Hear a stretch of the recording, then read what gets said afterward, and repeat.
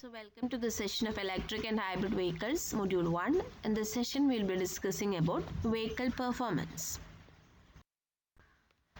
And the performance of any vehicle is usually, described by three terms.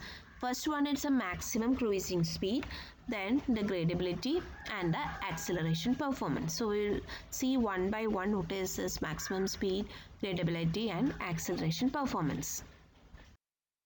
So we can define the maximum speed as maximum speed of a vehicle is the constant cruising speed that the vehicle can develop with full power plant load or with the full engine power or the full motor power on a flat road.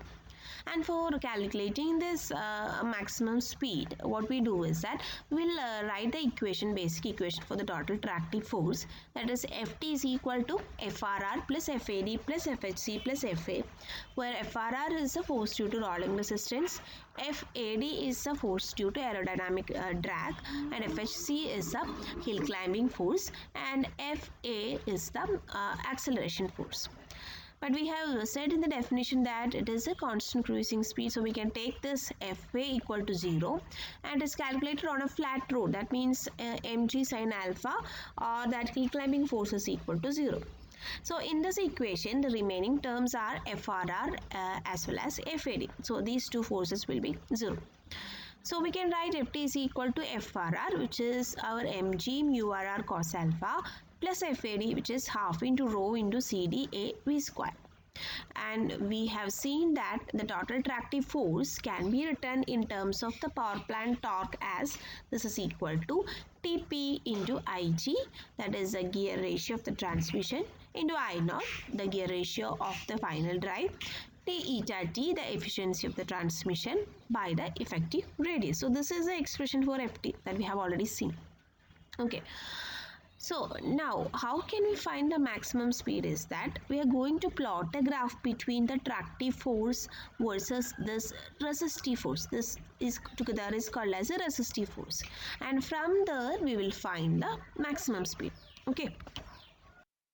So for calculating the maximum speed, we are going to draw a graph between the tractive effort versus the speed. So here you can see this is the tractive effort on y-axis and speed on the x-axis. So we are having the tractive effort curve for a gasoline engine powered vehicle with a multi-speed transmission. So here we are having this for first gear, second gear, third gear, fourth gear, etc.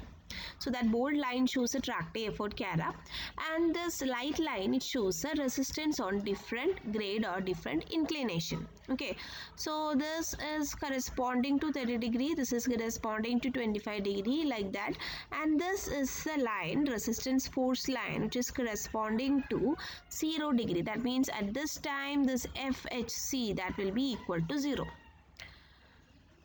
And just check where this particular graph, that is the combination of FRR plus FAD, here FHC is 0 for 0 grade, where this particular graph is meeting the tractive effort curve.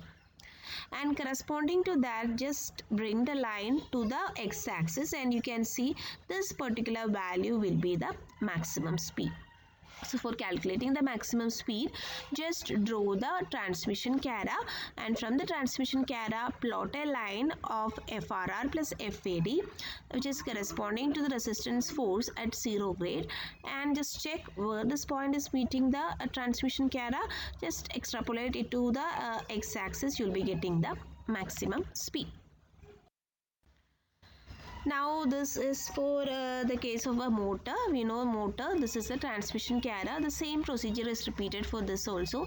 Here also we are checking where this particular line, that is the sum of FRR plus FAD plus FHC. Again here FHC is 0. So corresponding to 0 grade resistance force is calculated, and this is the point of intersection of these two graphs is obtained, and corresponding to that we will be getting the maximum speed, and this is for a motor. Now, in certain cases, there won't be any intersection between the tractive effort as well as the resistance curve, and in that case, how can you find the maximum speed is that for calculating that you can use this equation. Pmax is equal to pi n P max RD divided by 30 into I0 IG minimum. So this equation we have seen in calculating the vehicle speed, and the difference is that for here instead of that NP, the speed of the power plant, here we take the maximum speed of the power plant, engine or the motor, and instead of this IG, just IG, here we will take the minimum gear ratio of the transmission. So if you just substitute that, you will be getting the maximum speed, and this formula is applied in case if you are not able to get a intersection point between the tractive effort curve as well as the resistance curve. So the second parameter in the vehicle performance is the gradability. So this gradability can be defined as the grade or the inclination that the vehicle can overcome at a constant, certain constant speed. For example, we can say like the grade at a speed of 100 km per hour is this much. So for a particular speed, what is the maximum angle or tilt or inclination that the vehicle can overcome is represented by the gradability.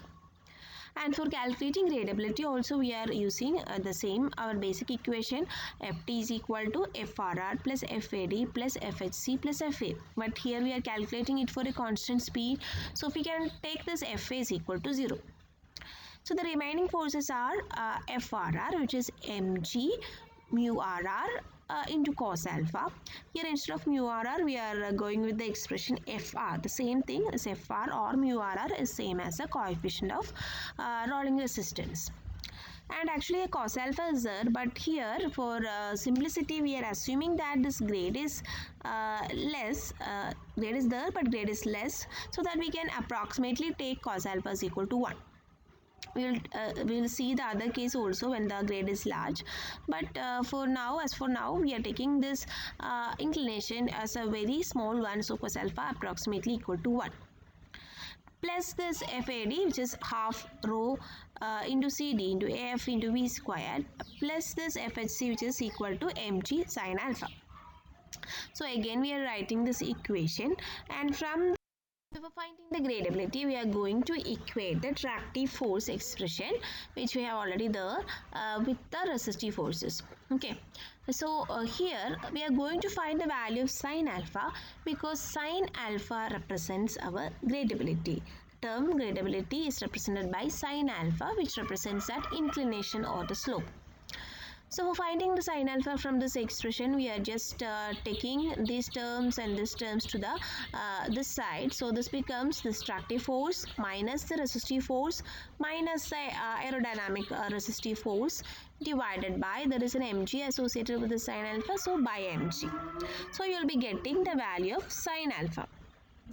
Now for making this much simpler, I'm going to simplify this equation. I'm going to take this Ft minus Fad by mg. I'm going to represent it by the letter D, and this is called as a performance factor.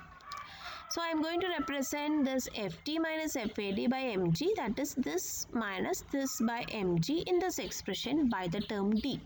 So if you check, you can see that the remaining term is mg by fr. This mg and mg will be getting cancelled. So this can be rewritten as this is equal to d minus fr, or this is actually the coefficient of rolling resistance. So once you get this expression, you can have the sin alpha as sin alpha is equal to d minus, that is a performance factor, minus the coefficient of rolling resistance. But if you remember, here we have taken cos alpha approximately equal to 1, assuming that the grade is less or a very small value. But if we are having a large grade, then we have to consider that cos alpha also, and then if we do the simplification, we will be getting the equation as sin alpha is equal to d minus fr into root of 1 minus d square plus fr square by 1 plus fr square. So this is a case when the grade is large. So you just remember what is gradability and how can you get the gradability. Gradability is same as sin alpha, and what is the expression for sin alpha in the case of when the grade is less, and what is its value when the grade is large. The third and last parameter is the acceleration performance in the vehicle performance. So what is this acceleration performance? Acceleration performance of a vehicle is described by its acceleration time and the distance covered from 0 speed to a certain speed. Okay, so we'll just see how can I find the time for acceleration and distance covered during acceleration.